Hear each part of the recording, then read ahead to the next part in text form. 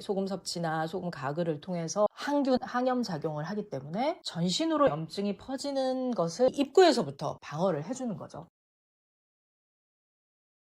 구강 건강이 전신 건강과 관련된 얘기는 많이 들어보셨을 겁니다. 치매 환자나 뇌졸중 환자들에게서 입속균인 진지발리스균이 발견됐다는 연구 결과도 이미 나와 있습니다. 구강 건강이 문제가 됐을 때 전신 질환이 함께 생긴다는 것도 경험해 보셨을 텐데요. 치아가 좋지 않을 때 음식을 다양하게 먹을 수도 없고 씹지 못하면서 생기는 뇌 건강의 문제까지 치과 치료 받으면서 우울감을 호소하는 분들 많습니다. 치과 치료가 무섭고 힘들고 비용도 많이 발생해서 그런 이유들도 있지만 염증이 생겼을 때 코르티졸 같은 스트레스 호르몬이 분비가 되면서 우울감으로 연결된다는 연구 결과도 많은데요. 치주염이나 충치, 구강의 문제가 마음이나 정신 건강에 영향을 끼치는 정말 중요한 문제입니다. 소금이 구강 건강에 필요한 이유에 대해서 알려드리려고 합니다. 첫 번째, 소금이 염증을 제어하는 데 탁월한 역할을 하는데요. 항균, 항염 작용입니다. 소금은 삼투압 작용을 일으켜서 균들에 있는 수분들을 밖으로 빼내면서 균이 제 역할을 하지 못하도록 항염, 항균 역할을 하는데요. 입안은 항상 음식물 찌꺼기, 세균들, 바이러스들이 공존하면서 살고 있는데 수분 온도도 적당히 맞춰지는 상황이기 때문에 미생물 번식, 세균 번식이 쉬운 환경입니다. 소금은 유해균이 번식할 수 있는 환경을 억제를 해줍니다. 충치균이나 치주염균, 입냄새가 나는 부분들을 억제를 해줄 수 있는데요. 입안에 구내염이 있거나 구강 내에 상처가 있을 때 소금은 염증이 생긴 부위의 붓기를 빨리 가라앉혀주고 염증을 완화시켜주는 역할을 합니다. 잇몸이 부어있을 때 소금을 물고 있거나 소금물로 가글을 해주면 붓기가 사라지는 경험을 하실 수 있습니다. 특히 치아를 발치했거나 치과 치료를 받고 나서 소금을 잘 활용해 주시면 회복이 빠른 걸 볼 수 있습니다. 두 번째는 입속의 pH 농도를 맞춰주는데요. 음식물을 먹고 산성화가 일어나는 환경에서 이 소금은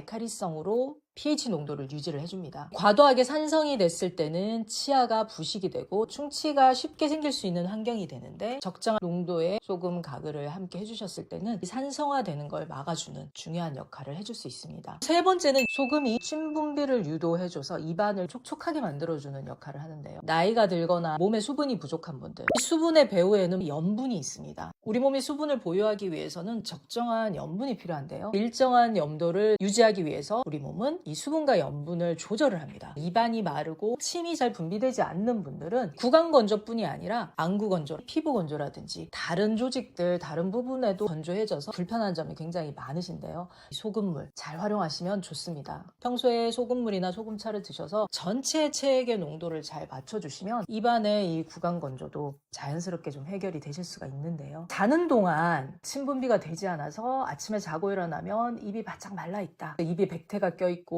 양치질 하려면 구역질이 나서 힘든 그런 분들도 많으신데요. 소금을 잘 활용을 하시면 구강 건조를 막을 수가 있습니다. 침이 입안을 씻어내고 효소나 면역 성분들이 잘 작용하면서 입속을 방어하는 그런 역할을 해줄 수 있는데요. 침 분비가 안 됐을 때 충치도 생길 수 있고요. 치주염에 시달릴 수도 있습니다. 다섯 번째는 구강 건강이 면역력을 높이는 역할을 한다고 할 수 있습니다. 소금 섭취나 소금 가글을 통해서 항균, 항염 작용을 하기 때문에 전신으로 염증이 퍼지는 것을 입구에서부터 방어를 해주는 거죠. 면역력이 좋은 몸이라는 건 염증에 강한 몸이라고도 할 수 있는데요. 구강 건강, 세균과 바이러스 감염의 1차 방어막을 잘 강화하는 그런 역할을 한다고 할 수 있습니다.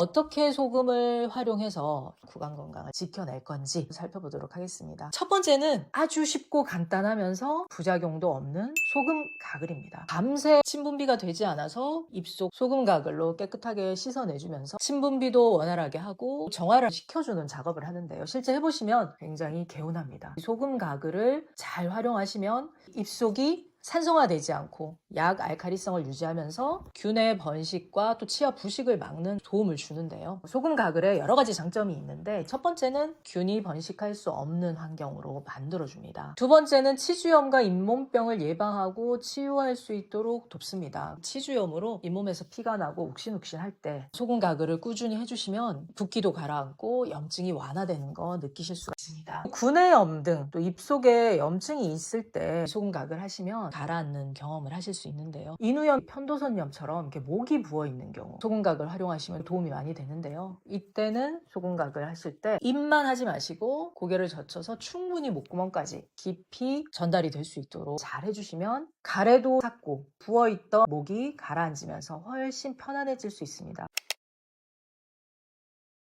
소금각을 어떻게 해볼 수 있을까요? 이 소금각을 하실 때는 순수하고 깨끗한 소금 사용하실 것을 권합니다. 항균, 항염 작용을 위해서 사용을 하는 것이다 보니까 불순물이 없는 깨끗한 소금 활용하시는 게 좋고요. 소금물의 온도는 체온과 비슷한 따뜻한 온도가 가장 좋습니다.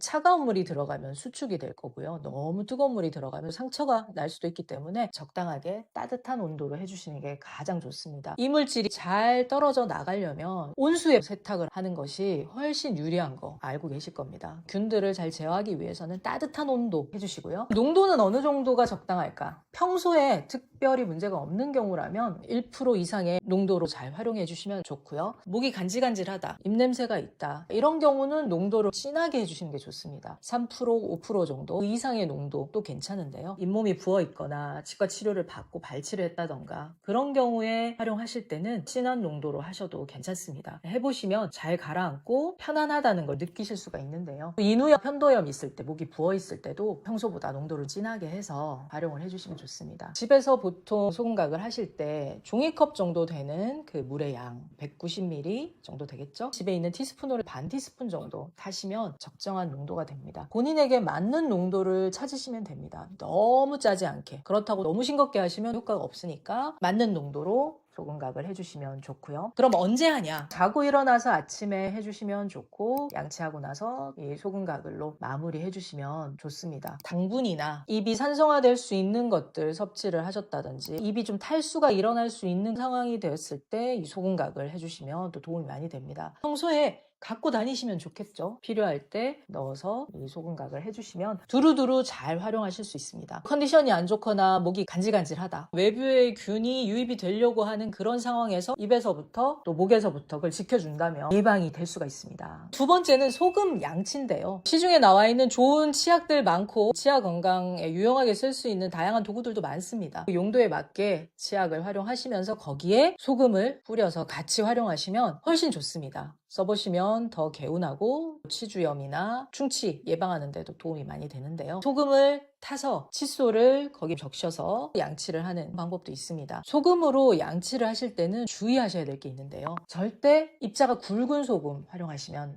안 된다는 거. 소금이 연마제 역할을 해서 치아를 깎아낼 수가 있습니다. 양치를 할 수 있는 용도로 나오는 입자가 아주 고운 소금을 활용하시고 깨끗하고 순수한 소금 활용하시면 좋습니다. 세 번째는 잇몸이나 치아에 이렇게 문제가 있을 때 물고 있으시는 거. 물론 치과 치료도 받고 원인을 해결하셔야겠지만 통증이 심하고 그런 경우에는 통증을 가라앉히면서 염증을 가라앉히는데 도움을 줍니다. 항생제를 쓰고 싶어도 알러지나 내성이 생겨서 쓰지 못하는 분들이 있고요. 항생제 쓰면은 바로 설사를 하고 복통이 온다든가 고생인 분들도 있습니다. 그런 경우에는 소금 잘 활용하시면 좋은데요. 가장 중요한 것은 물과 소금을 잘 섭취해서 전체 체액과 혈액의 염도와 또 적정한 수분을 조절하는 거 근본적인 방법이라고 할 수 있습니다. 소금물, 소금차 건강관리하는 방법은 고마운 TV에 다양한 영상들이 있으니까 참고해 주시면 좋을 것 같고요. 치아가 약하고 평소에 치주염이나 잇몸 건강, 치아 건강에 문제가 있으신 분들은 가글이나 양치도 도움이 되지만 근본적으로 몸을 튼튼히 하는, 전신 건강을 튼튼히 하는 방법을 함께 병행을 해주시는 게 좋습니다. 소금 섭취, 물 섭취, 영양분 섭취를 잘 하셔서 몸 건강 튼튼히 해주신다면 치아 건강도 같이 좋아질 수 있기 때문에 근본적인 건강 관리 하시는 것도 잊지 마시고 늘 몸을 살펴주시면 좋겠습니다. 자, 지금까지 치아 건강에 소금 활용하는 방법 살펴봤고요. 오늘 내용 도움되셨다면 구독, 좋아요, 알림 설정 꼭 부탁드립니다. 다음 시간에 더 유익한 내용으로 찾아뵙겠습니다. 고맙습니다.